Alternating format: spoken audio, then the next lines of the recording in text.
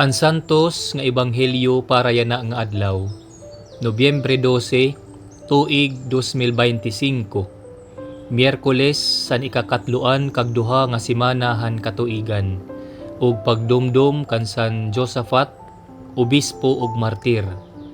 Kinuha dida kan San Lucas, kapitulo 17, bersikulo 11, tubtob 19. Hantipakadto Jesus sa Jerusalem, nag-agi hiya hapag-ultan han Samaria ug Galilea. Tipakadto hiya hinusa nga baryo nga tapuon hiya hinapulo nga mga sanlahon. Tay-aw lain hira. Naggugli at hirahin pagsiring, Jesus, agaron, kaluoy gad kami. Hinkit an hira ni Jesus ngan ginsiring, kadto na, ngan pausisa kamuhan kapadian. Nalinisan hirahan tipakadto pala hira. Usaha ira han pakita nga maupay na hiya, binalik nga nagdadayaw han Dios hindako nga tingog. Hina pa hiya hati ilan ni Jesus hinpagpasalamat ha iya. Usaha hiya nga Samaritano. Nagyakan ni Jesus. Napulo man adto hira nga nagkalilinisan, hain naman an siyam. Kay ano nga inila nga diri dinhianon an binalik hinpagpasalamat han Dios. Ngan nagsiring Jesus sa iya, buhat ngan lakat, an imo pagtuo, amo an nakaupay ha imo. An ebanghelyo han Ginoo, pagdayawon ka o Kristo. Haliputay nga pamalandong, didahan ebanghelyo, nagi-istorya nga gintambal ni Jesus an napulo nga sanlahon, darakay nakimaluoy man hira iya.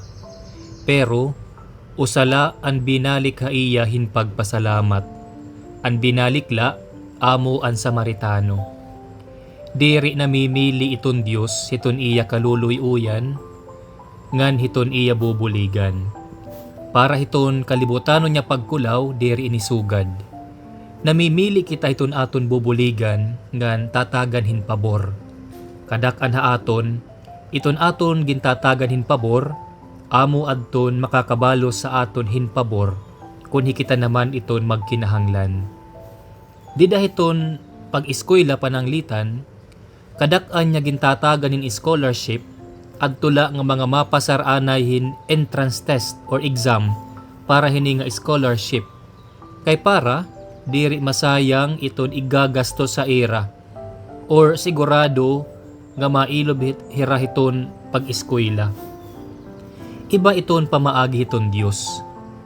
Di dahil nga ebanghelyo, gintutuddoan kita nga iton grasya, diri ila para hiton mag-upay, tangkod, tuhay, matinumanon, or buutan. Iton iya grasya para hiton nga tanan nga tawo, pisan hadton mga magpakasasala. Nahatag hiya hindamo nga bendisyon, bisan kun diri kita takos, ngan bisan kun maaram hiya nga may ada naton tendency hinpaginlimtanon ngan ungrateful. Natutumanan na nga ni kita hiton aton magin aaro na ngangalimot kita ha iya. Aadto na lang nga kita nabalik kun may ada na nga naton aaroon ha iya. It grasya hiton Dios, diri reward para hiton mga magtadong.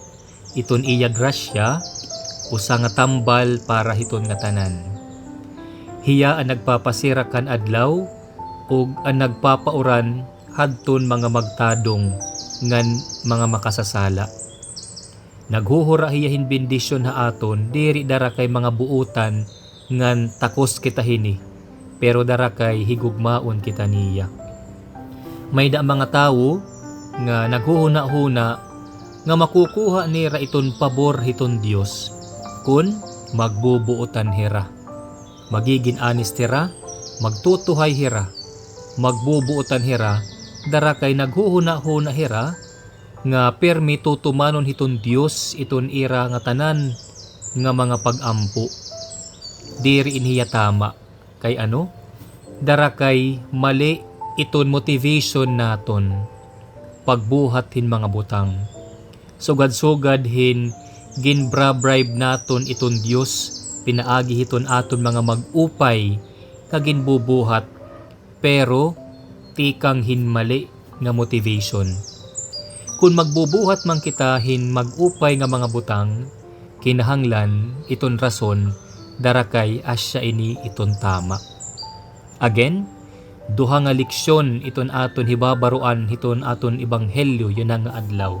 Siyahan, iton grasya hiton Dios, di reward para hiton mga magtadong, kundi tambal para hiton mga magsakit ngan makasasala.